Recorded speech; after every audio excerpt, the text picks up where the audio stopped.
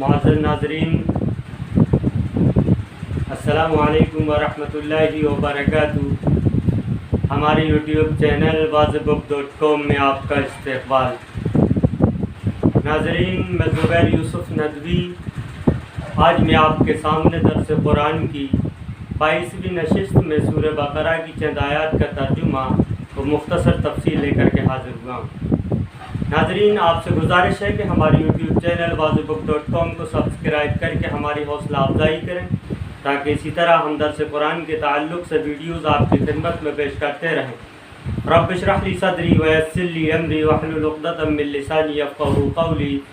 اعوذ باللہ من الشیطان الرجیم، بسم اللہ الرحمن الرحیم۔ وَلَوْ أَنَّهُمْ آمَنُوا وَاتَّقَوْا لَمَثُوبَةٌ مِّنْ عِندِ اللَّهِ خَيْرٌ لَوْ كَانُوا يَعْلَمُونَ۔ اللہ رب العزت ارشاد فرما رہے ہیں بنی اسرائیل کے بارے میں کہ وَلَوْ أَنَّهُمْ آمَنُوا، اگر یہ لوگ ایمان لے کر آتے، وَاتَّقَوْا، اور پرہیزگاری اختیار کرتے، لَمَثُوبَةٌ مِّنْ عِندِ اللَّهِ، تو اللہ کی طرف سے ان کے لیے بہترین بدلہ ہوتا ہے، اللہ کی طرف سے ان کے لیے بہترین جزا ہوتی، اللہ رب العزت کی طرف سے ان کے لیے بہترین حصہ ہوتا جو کل قیامت کے دن ان کو دیا جاتا۔ لَمَثُوبَةٌ مِّنْ عِندِ اللَّهِ خَيْرٌ، تو اللہ کی طرف سے ان کے لیے بہترین بھلائی ہوتی۔ لَوْ كَانُوا يَعْلَمُونَ،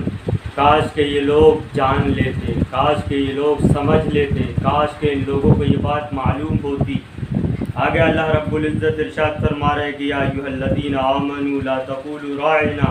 وقولوا انظرنا واسمعوا وللکافرین عذاب علیم۔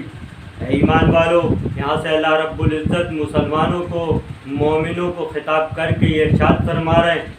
قرآن مقدسہ کی آیت میں جہاں جہاں یا ایھا الذین آمنوا آتا ہے وہاں اہل ایمان کو خطاب کیا جاتا ہے، وہاں ان لوگوں کو مخاطب کیا جاتا ہے جو اللہ کو مانتے ہیں، اللہ کی کتابوں کو مانتے ہیں، اللہ کے انبیاء کو، رسولوں پر ایمان رکھتے ہیں، جو فرشتوں پر ایمان رکھتے ہیں، جو اللہ کی صفات پر اور اس کی ذات پر اور اللہ کی بنائی ہوئی ہر چیز پر یقین رکھتے ہیں اور اس پر ایمان رکھتے ہیں کہ ہر چیز اللہ رب العزت کے قبضہ قدرت میں ہے، تو وہ مومن ہے۔ ان لوگوں کو خطاب کیا جا رہا ہے، اہل ایمان کو، یا ایھا الذین آمنوا، کہ ایمان والو، لا تقولوا راعنا، تم راعنا مت کہو، وقولوا انظرنا، بلکہ تم یہ کہو کہ وقولوا انظرنا واسمعوا، اور تم انظرنا کہو، واسمعوا، اور تم کہو کہ ہم نے سنا اور ہم نے دیکھا۔ یعنی یہودیوں کو جب ان سے کہا جاتا، اللہ کے رسول صلی اللہ علیہ وسلم یا صحابہ ان سے کہتے کہ ہماری بات کو سنو، یا نبی ان سے جب ان سے کہتے کہ ہماری بات کو سنو، تو وہ راعنا کہتے تھے، یعنی وہ یہ کہتے تھے، وہ بات کو توڑ مڑوڑ کر پیش کرتے تھے اور وہ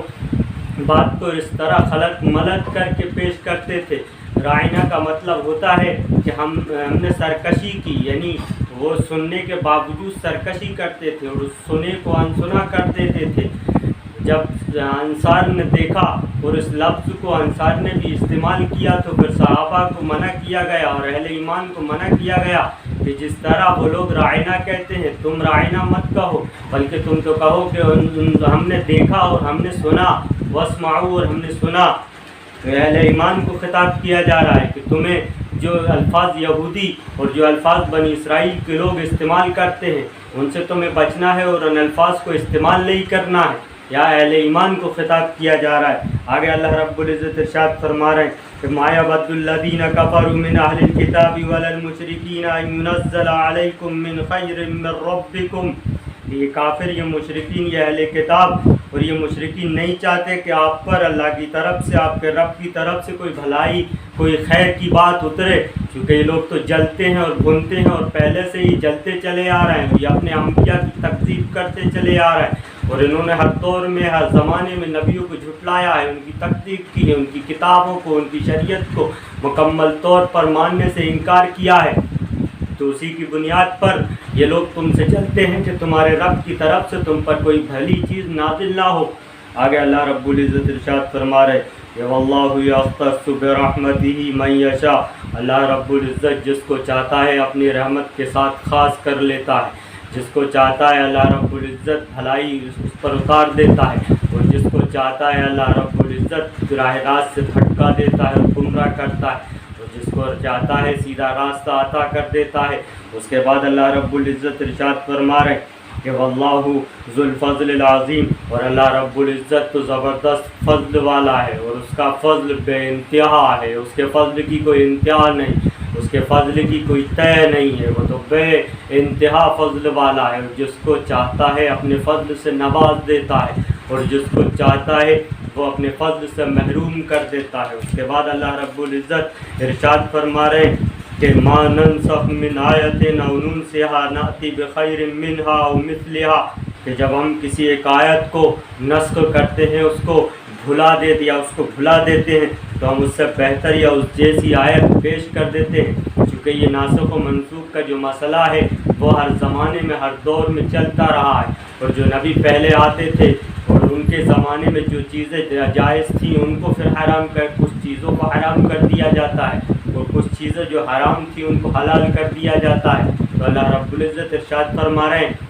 کہ یہ جو ناسخ و منسوخ کا جو معاملہ ہے وہ انسانوں کی آسانی کے لیے ہے، اور یہ ہر دور میں ہوتا ہے، اور جس چیز کو اللہ منسوخ کرتا ہے، یا جس چیز کو اللہ رب العزت جس چیز کو بھلا دیتے ہیں، یعنی اس حکم کو ختم کر دیتے ہیں، تو اس سے بہتر حکم عطا کرتے ہیں جو انسانوں کی فطرت کے مطابق ہوتا ہے اور ان کی سہولت اور آسانی کے لیے ہوتا ہے، اسی کے بارے میں اللہ رب العزت ارشاد فرما رہے ہیں کہ علم تعلم ان اللہ علی کل شیء قدیر، کیا تم لوگوں کو معلوم نہیں ہے، کیا تم لوگ جانتے نہیں ہو، کیا تم سمجھتے نہیں ہو، کیا تمہیں اس بات کا علم نہیں ہے کہ ہر چیز اللہ رب العزت کی قدرت میں ہے اور اس کے قبضے میں ہے، اس کے کنٹرول میں ہے، اور ہر چیز اس کے قبضہ قدرت میں ہے، اور کوئی چیز اس کے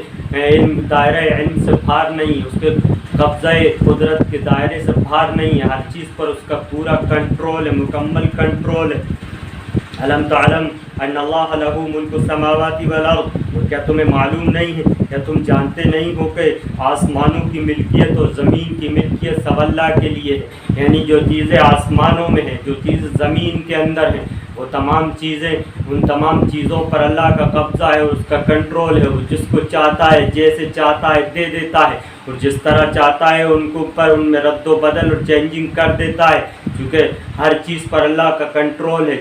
جیسا کہ ہم دیکھتے ہیں کہ سورج اللہ کے قبضے میں ہے اور اس کے کنٹرول میں ہے، اور جس دن سے اللہ نے سورج کو متعین کیا ہے وہ وقت پر نکلتا ہے، وہ وقت پر ڈوبتا ہے، اور جس سمت سے اس کو نکلنے کا حکم ہے اس سمت سے نکلتا ہے، اور جس سمت میں ڈوبنے کا حکم ہے اسی سمت میں ڈوبتا ہے۔ اسی طرح چاند کا معاملہ ہے، ستاروں کا معاملہ ہے، یا سمندروں کا معاملہ ہے، ندی نہروں کا معاملہ ہے، یا زمین کا معاملہ ہے، یہ تمام چیزیں یہ اور دنیا کے اندر جتنی بھی چیزیں ہیں، چاہے وہ انسان ہو، جنات ہو، حیوان ہو، یا بے جان چیزیں ہو، وہ تمام کی تمام چیزیں اللہ کے کنٹرول میں ہیں، اس کے قبضے میں ہیں، اور کوئی چیز اس سے بغاوت نہیں کر سکتی۔ اللہ رب العزت ارشاد فرما رہے ہیں کہ ہم تردون ان تسألوا رسولکم، اب یہاں سے صحابہ کو اور مسلمانوں کو خطاب کیا جا رہا ہے۔ اس کے بعد اللہ نے ارشاد فرمایا اس سے پہلے کہ وما لکم من دون اللہ من ولی ولا نصیر، یعنی وہ لوگ جو اللہ کی مخالفت کرتے ہیں، جو اللہ کے احکامات میں رد و بدل کرتے ہیں اور جو باتوں کو توڑ مڑوڑ کر پیش کرتے ہیں، تو ان کے لیے اللہ کے سوا کوئی ولی نہیں ہوگا، کوئی مددگار نہیں ہوگا، کوئی حامی نہیں ہوگا۔ اللہ رب العزت ارشاد فرما رہے کہ ہم تریدون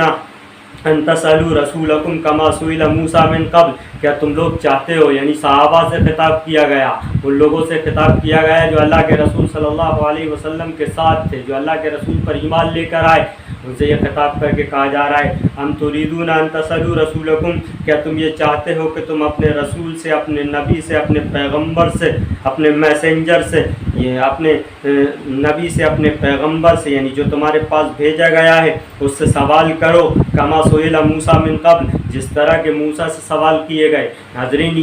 یہ وہ بات تھی جو کثرت سوال کی وجہ سے اللہ رب العزت نے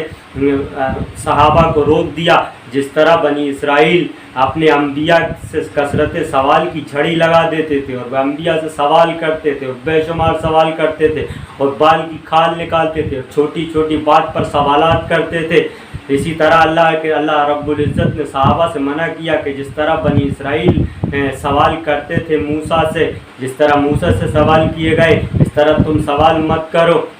حضرت انس رضی اللہ تعالیٰ عنہ فرماتے ہیں کہ جب قرآن مقدسہ کی یہ آیت اتری اور جب کثرت سوال سے روکا گیا تو ہمارے اوپر ایسی ہائبت طاری ہو گئی کہ ایک سال تک ہم نے اللہ کے رسول صلی اللہ علیہ وسلم سے سوال کرنے میں ڈرتے تھے اور ہمیں اللہ کے رسول صلی اللہ علیہ وسلم سے سوال کرنے میں ہائبت ہوتی تھی۔ اسی طریقے سے حضرت براء ابن عازب رضی اللہ تعالیٰ عنہ فرماتے ہیں کہ جب مجھے کوئی سوال اللہ کے رسول سے پوچھنا ہوتا تھا تو میں اللہ کے رسول سے سوال نہیں پوچھ پاتا تھا، یہاں تک کہ 1 سال کا وقت گزر جاتا تھا اور میں انتظار کرتا تھا کہ کوئی اعرابی آئے اور وہ اللہ کے رسول سے سوال کرے اور ہمیں شریعت کا کوئی حکم، شریعت کی کوئی احکام، شریعت کی کوئی بات ہمیں معلوم ہو جائے۔ تو ایک طرف صحابہ کا یہ وہ کردار تھا جو اللہ کے رسول صلی اللہ علیہ وسلم کی پیروی میں ان کو جو ملا تھا، اور دوسری طرف بنی اسرائیل جو کہ اجڑ قوم تھی، ہٹ دھرم قوم تھی، جو کہ ناشکرہ قوم تھی، عیش شکن قوم تھی، اور جو کہ انبیاء کی جھٹلانے والی قوم تھی، جو سوالات پر سوالات کرتے تھے اور بال کی کھال نکالتے تھے۔ یہ فرق ہے دونوں طرف میں، ایک طرف یہ ممتاز صحابہ، ایک طرف یہ اللہ کے رسول صلی اللہ علیہ وسلم کے اعلیٰ درجے کے ساتھی جو کہ کثرت سوال سے اور سوال کرنے سے ڈرتے تھے اور ہچکچاتے تھے۔ ناظرین، آج کی ویڈیو میں بس اتنا ہی۔ اللہ رب العزت ہم سب کو شریعت پر صحیح طریقے سے عمل کی توفیق عطا فرمائے، اور جس چیزوں کو اللہ رب العزت نے کرنے کا حکم دیا ہے ان کو کرنے کی توفیق عطا فرمائے، اور جن سے منع کیا ہے ان سے رکنے کی توفیق عطا فرمائے۔ وآخر دعوانا ان الحمدللہ رب العالمین۔ ناظرین، آپ سے گزارش ہے کہ ہماری ویڈیو کو، ہمارے یوٹیوب چینل کو واضحbook.com کو سبسکرائب کر کے ہماری حوصلہ افزائی کریں، تاکہ اسی طرح ہم درس قرآن کے تعلق سے ویڈیوز آپ کی خدمت میں پیش کرتے رہیں، اور ہاں، ہماری ویڈیو کو زیادہ سے زیادہ لوگوں تک شیئر کریں تاکہ آپ بھی ثواب کے مستحق ہوں۔ السلام علیکم ورحمۃ اللہ وبرکاتہ۔